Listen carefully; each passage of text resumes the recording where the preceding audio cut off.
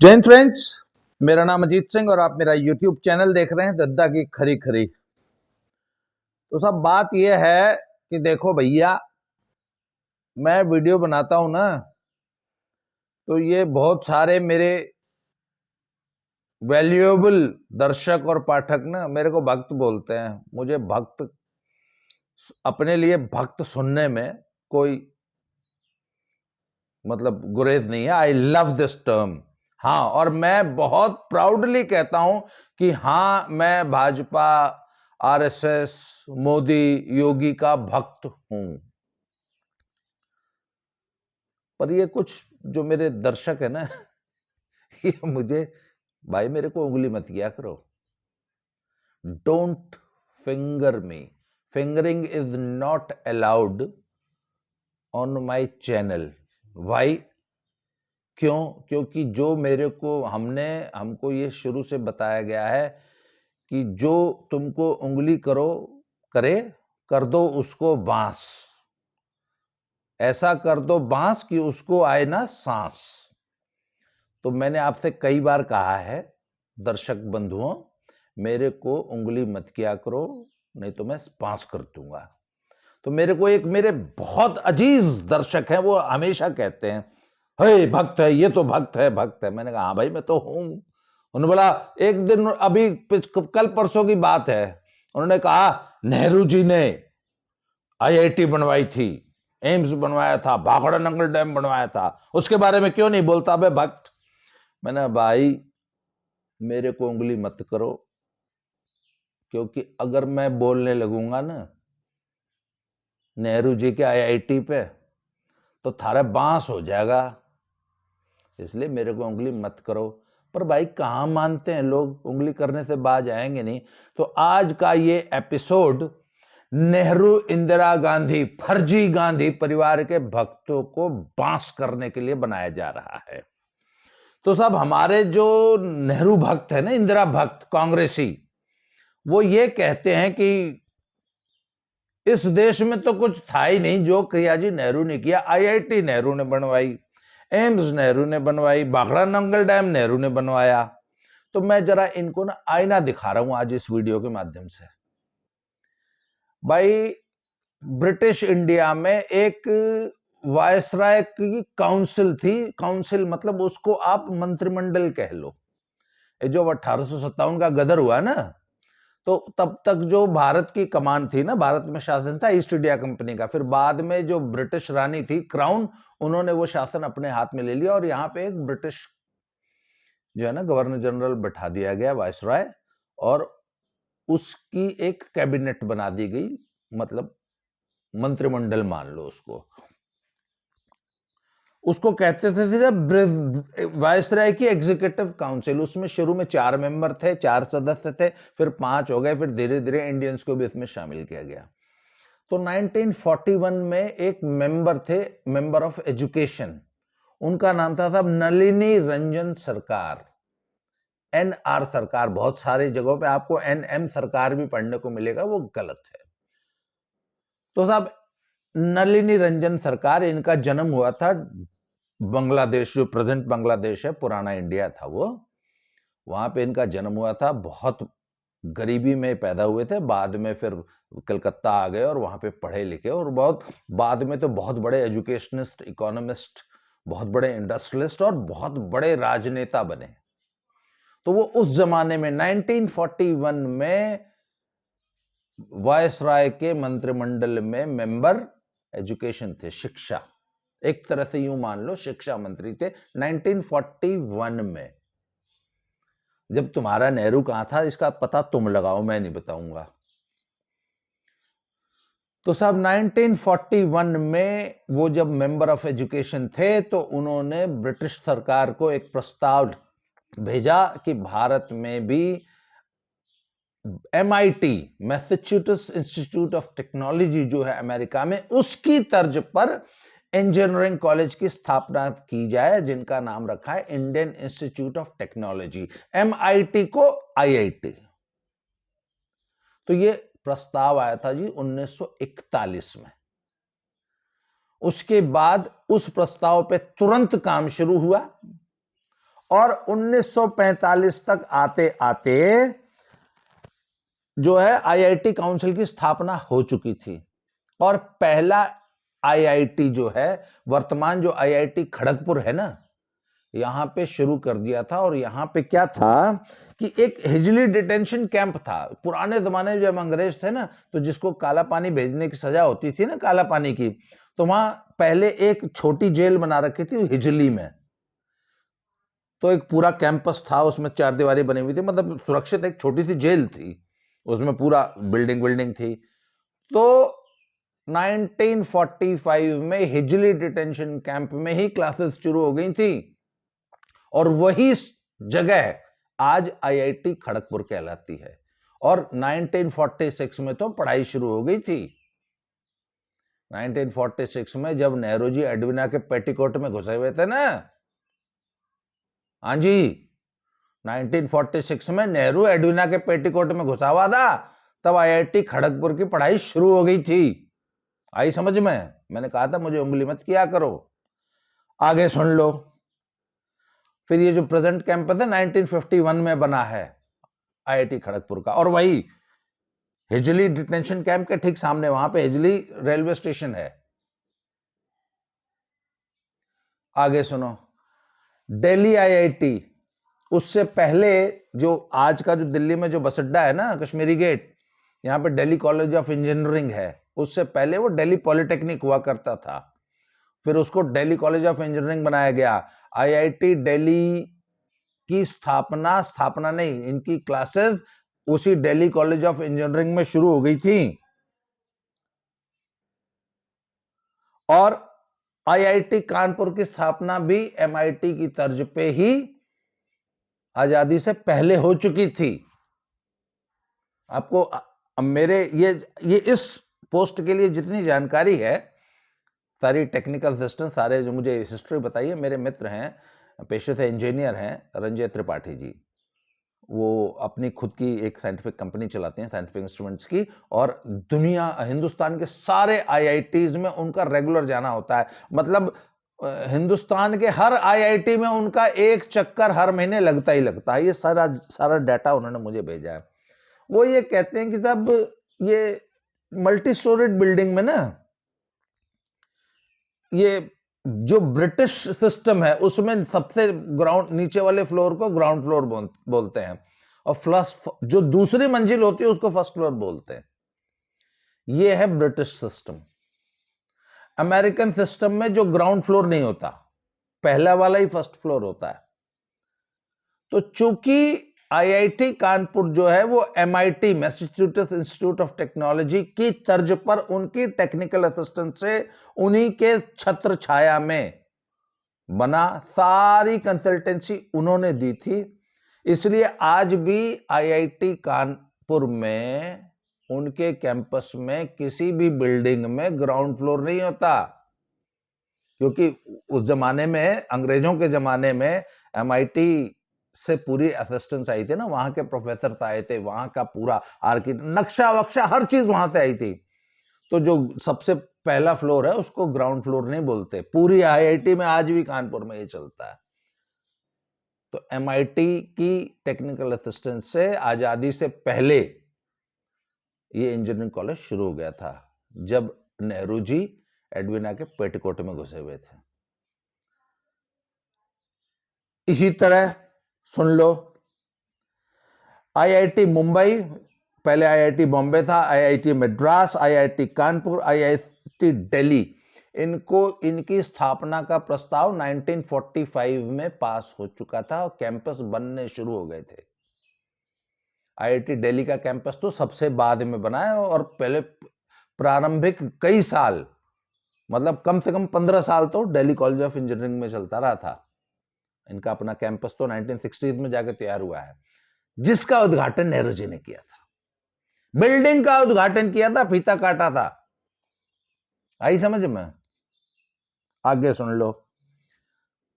आप कहते हो ना, जो बनाया नेहरू ने बनाया, क्यों?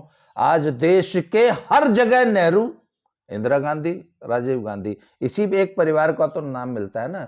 सीबीएसई ना ऑल इंडिया स्कूल गेम्स कराती है, अपनी सीबीएसई क्लस्टर, उसमें एक नेहरू अवार्ड दिया जाता है स्पोर्ट्स का।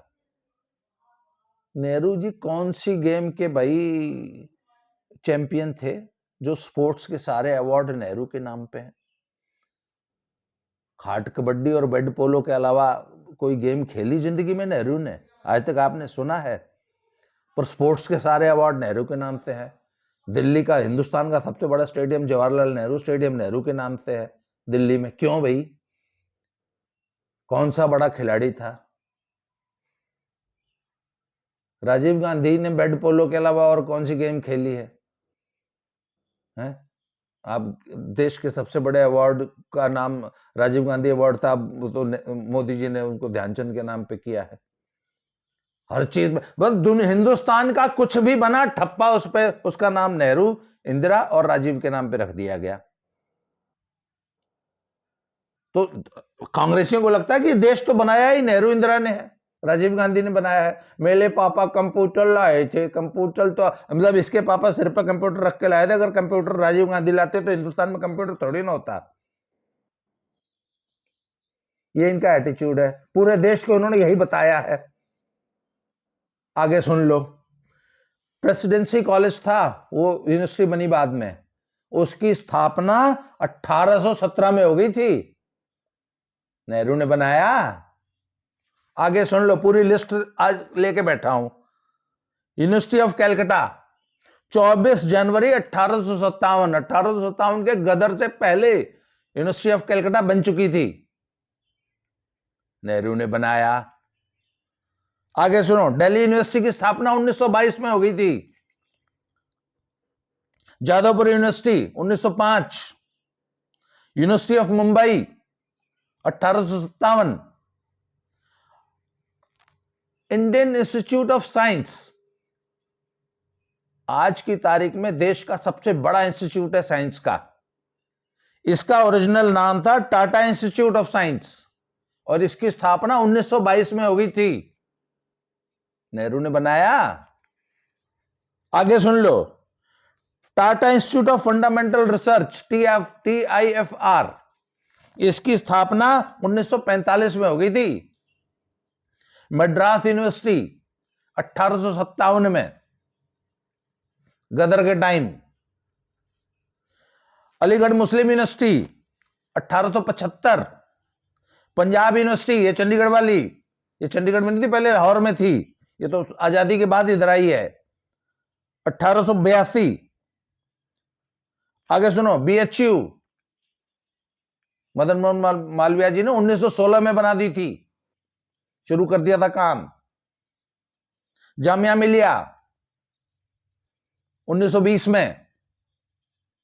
आगे सुन लो, पूरे वर्ल्ड में माइनिंग के सिर्फ 2 कॉलेज थे, एक इंग्लैंड में, उसी की तर्ज पे धनबाद इंस्टीट्यूट ऑफ माइनिंग की स्थापना अंग्रेजों ने कर दी थी 1926 में। नाम था Indian school of mining. England में था British school of mining, Hindustan में धनबाद में, क्योंकि ये पूरा माइनिंग का एरिया था ना, अंग्रेजों को यहां माइनिंग करनी थी, तो इन्होंने इंडियन स्कूल ऑफ माइनिंग की स्थापना 1926 में कर दी थी, जो कि आज IIT धनबाद कहलाता है, नेहरू ने बनाया। IIT रुड़की देश का सबसे प्रीमियर इंस्टीट्यूट, इसकी स्थापना और इसमें पढ़ाई 1854 में शुरू हो गई थी, इंजीनियरिंग की पढ़ाई। लखनऊ यूनिवर्सिटी 1867 में, 1867 की है। नागपुर यूनिवर्सिटी 4 अगस्त 1923 में बन गई थी। IIEST जो था ओरिजिनली, इसको बंगाल इंजीनियरिंग कॉलेज बोलते थे, 1880 में बन गया था। NIT पटना जो है ना आज का, इसका ओरिजिनल नाम था Bihar school of engineering, original नाम था बिहार स्कूल ऑफ इंजीनियरिंग, 1880 में बन गया था। आगे सुनो, आज साइंटिफिक रिसर्च की सबसे बड़ी संस्था देश में सीएसआईआर की स्थापना का प्रस्ताव डॉक्टर एरकॉट लक्ष्मण स्वामी मुदलियार ने 1940 में किया था। 1942 में इसकी स्थापना हुई थी और इसकी सीएसआईआर की स्थापना में सबसे बड़ा role doctor Mudaliar and Shyama Prasad Mukherjee का था। आपने नाम तक नहीं सुना होगा इनका। नेहरू के अलावा किसी का नाम सुना है कांग्रेसी ने इस देश में? डॉक्टर मुदलियार ने, उनके प्रयास से 1940 में प्रस्ताव पारित हुआ था और 1942 में। और सीएसआईआर की जितने भी जो और सहयोगी संस्थान है, NPL, NCL, NML, CG, CRI, CLRI, CECRI, इनके क्या नाम, फुल फॉर्म देख लेना। ये सब 1942 में इनकी नींव पड़ गई थी।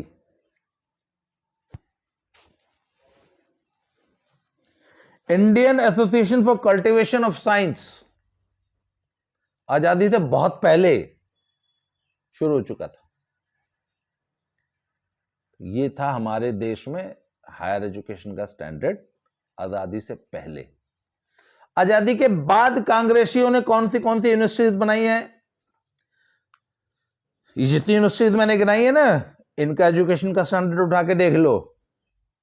और कांग्रेसियों ने जितनी यूनिवर्सिटीज जो है 1947 के बाद बनाई है, जितनी यूनिवर्सिटीज बनाई है इंडिया में, जो भी कांग्रेसियों ने बनाई है, उनका बीए पास लड़का अपना नाम नहीं लिख सकता कायदे से। आज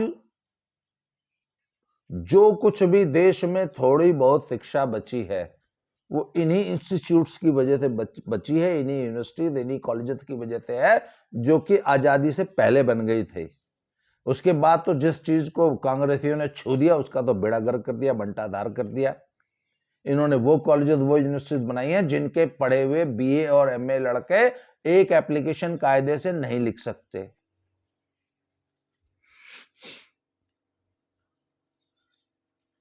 इनका एक मंत्री हुआ सिब्बल, उसने कहा खोल दो सारे इंजीनियरिंग कॉलेज, खोल दो। हर गली नुक्कड़ में उसने इंजीनियरिंग कॉलेज खुलवा दिए। आज पता है क्या हाल है इन इंजीनियरिंग कॉलेज के लड़कों को? हम लोग बीटेक्स नाम रखा हमने, बीटेक नहीं। जो आईआईटीएन होता है या एनआईटी से पढ़ के आता है, जो अच्छे इंजीनियरिंग कॉलेज से पढ़ के आता है, उसको तो बोलते हैं बीटेक। और ये कांग्रेसियों ने जो इंजीनियरिंग कॉलेज खोले हैं, इनके ग्रेजुएट्स को लोग कहते हैं बीटेक्स। वो दाद खाज खुजली मरहम पे लगाने की दवा होती है ना, बीटेक्स।